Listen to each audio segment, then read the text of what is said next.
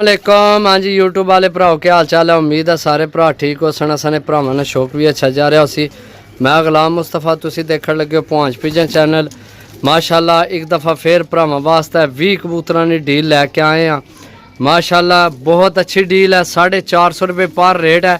Rate final है जनाब। माशाल्लाह पीस चेक करो सही है।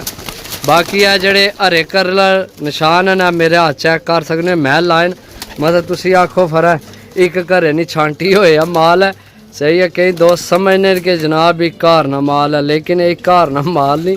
ये जनाब कलर महल लाया है उसकी वजह यह है कि जनाब कबूतर ज़्यादा है फिर मिक्स हो जाना फिर बिचू लोड़ने बड़ी मुश्किल पैनी है सही है।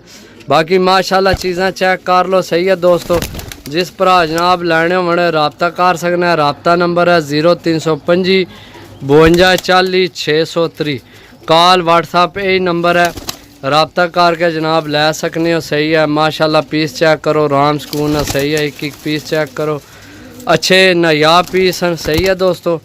बाकी इंशाल्लाह मिलसा अगली वीडियो तब तक इजाज़त दो। तो जिन्हें भरावां जनाब भैया तुम चैनल सबसक्राइब नहीं किया लाजमी करो सही है।